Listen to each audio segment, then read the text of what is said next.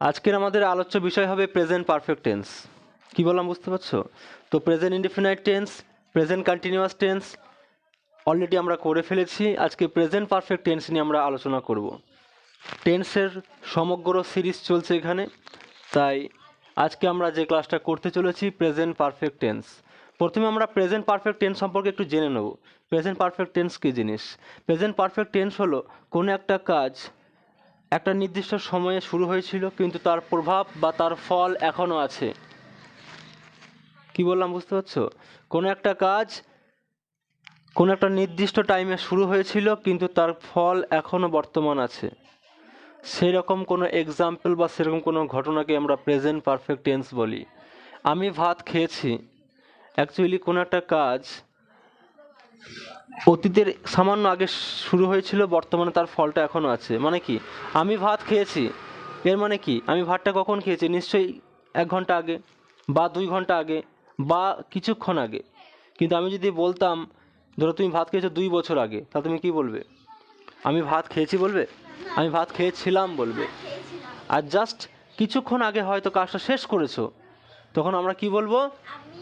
আমি ভাত খেয়েছি, আমি ভাত খেয়েছি, আমি লিখেছি, আমি বলেছি, আমি গেছি, এটসেট্রা। কী বললাম বুঝতে পারছো?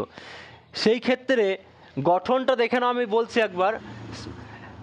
অ্যাজারটিভ সেন্টেন্সের ক্ষেত্রে subject plus have oblique has plus V3 plus object করতে হবে। তাহলে কি করতে হবে? আমি ভাত খেয়েছি। আচ্ছা, কেউ লিখবে না কিন্তু, আগে আমাদেরকে শোনো, কেউ কিন্তু লিখবে না। লেখাটা বাহাদুরি নয়। বাহাদুরি তখন কোনটা হবে? লেখাটা বোঝার পরে নিজে নিজে করবে।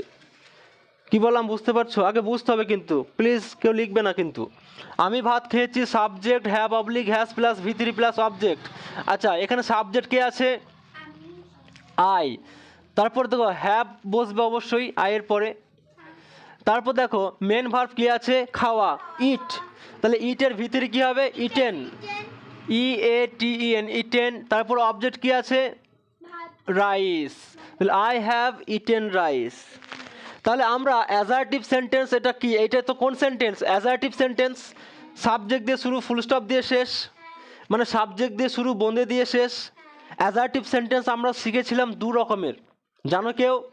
একটা একটা একটা হ্যাঁ বাচক।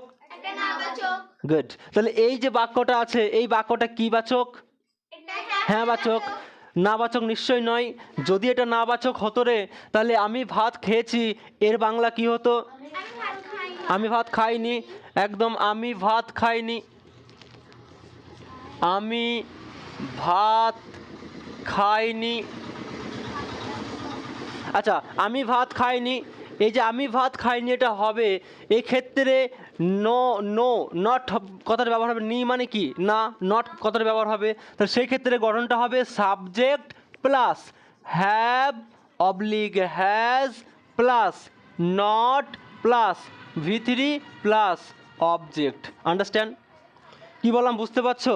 তা তোমরা বলো আমি ভাত খাইনি, এক্ষেত্রে ইংরেজি কেমন হবে? দেখে দেখে বলো, সবাই বলো একসঙ্গে। প্রথমে কি হবে? সাবজেক্ট, তারপর হ্যাভ, তারপর নট ইটেন রাইস। কঠিন? একদম জলের মতো সোজা, জল ভাত। গ্রামারটা খুব ভালো করে বোঝো, কারণ আজকে তোমরা যে টেক্সট বুকটা পড়ছো, এই টেক্সট বুকটা কিন্তু তোমাদের কোন ক্লাস আজকে? 6, 7-এ কিন্তু এই টেক্সট বুকটা থাকবে? থাকবে না। কিন্তু 7, 8, 9, 10 যাই বলো না কেন, এই টেন্সগুলো পর্যায়ক্রমে থাকবে। তাই তোমাকে টেন্সটাকে ভালো করে শিখতে হবে, তবেই না আমরা বুঝতে পারবো। না বুঝে কে কে হ্যাঁ বলছে ভাই? এখানে কেউ আছো? তাহলে I have not eaten rice, আমি ভাত খাইনি, এটা কি হলো? কোন সেন্টেন্স হলো এটা? কোন সেন্টেন্স হলো এটা? অ্যাফার্মেটিভ সেন্টেন্সের নেগেটিভ রূপটা হলো, হ্যাঁ কি না? না বাচক। এবার আমরা অ্যাফার্মেটিভ সেন্টেন্স অলরেডি শিখলাম, হ্যাঁ বাচক আর না বাচক হয়ে গেল। এরপরে প্রশ্নবোধক বাক্য কেমন করে করব? তার মানে আমরা কীভাবে এটাকে প্রশ্ন করব?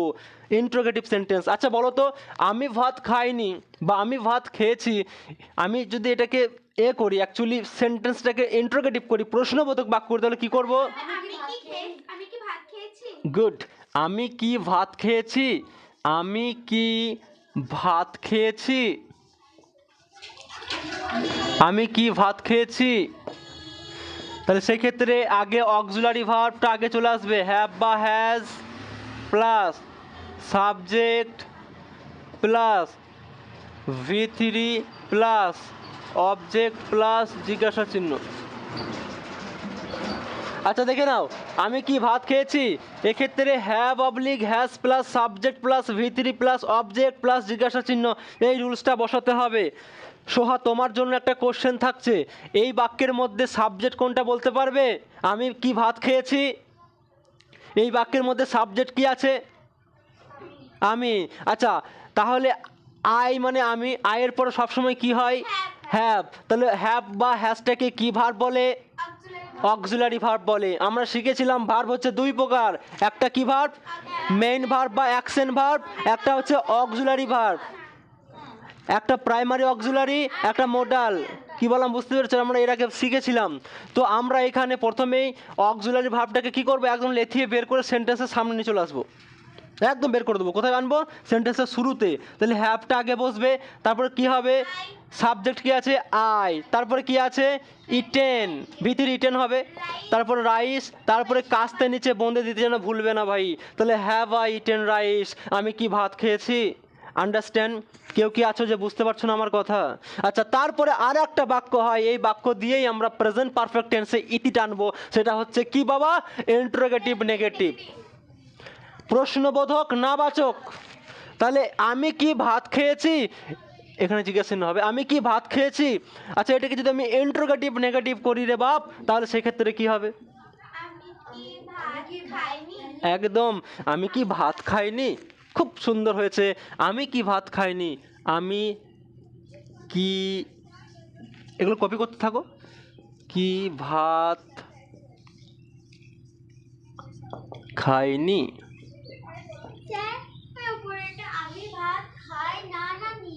হ্যাঁ আমি ভাত খাইনি আর কি, বা আমি ভাত খাই, হ্যাঁ আমি ভাত খাইনি এটাই তো বলবো। নেগেটিভ করছি আমরা, আমি কি ভাত খাইনি। আচ্ছা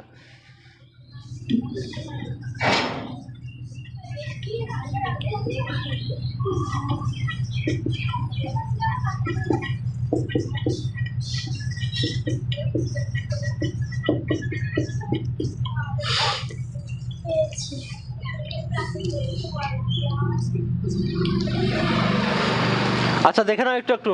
আচ্ছা আমি কি ভাত খাইনি, এটা হলো ইন্টারোগেটিভ নেগেটিভ সেন্টেন্স। সে যা বলো have oblique has plus subject plus not plus V3 plus object plus জিজ্ঞাসা চিহ্ন, এটা হচ্ছে নিয়ম। আচ্ছা ঠিক আছে দেখো, তাহলে প্রথমে আমি কি করব? হ্যাভ, তারপর আই নট ইটেন রাইস। তাহলে have I not eaten rice, আমি কি ভাত খাইনি। কি বললাম বুঝতে পারছো? এইদিকে তাকাও সবাই। তাহলে আমরা প্রেজেন্ট পারফেক্ট টেন্সের টোটাল ফরম্যাটটা দিলাম, আমরা রুলসগুলো দেখালাম, একটা উদাহরণ দিয়ে আমি টোটাল জায়গাটা ক্লিয়ার করার চেষ্টা করেছি। এবার উদাহরণ বা এক্সাম্পলগুলো ডিফারেন্ট হতে পারে, যাই হোক না কেন তুমি এই নিয়মে বসাবা। কি বললাম বুঝতে পারছো? যেমন আমি লিখেছি আই হ্যাভ রিটেন, আমি খেয়েছি আই হ্যাভ ইটেন, আমি এঁকেছি আই হ্যাভ ড্রন, আমি ঘুমিয়েছি আই হ্যাভ স্লেপ্ট V3। কি বললাম বুঝতে পারছো? তাহলে প্রেজেন্ট পারফেক্ট টেন্স নিয়ে কারো কোনো অসুবিধা আছে? আমরা টোটাল টেন্সের সিরিজ করছি, প্রেজেন্ট পারফেক্ট টেন্স নিয়ে আরেকবার বলো, অসুবিধা নেই তো? থ্যাংক ইউ ভেরি মাচ, তোমাদেরকেও থ্যাংক ইউ ভেরি মাচ যারা ক্লাসে জয়েন করেছো বা ক্লাসটা দেখছো।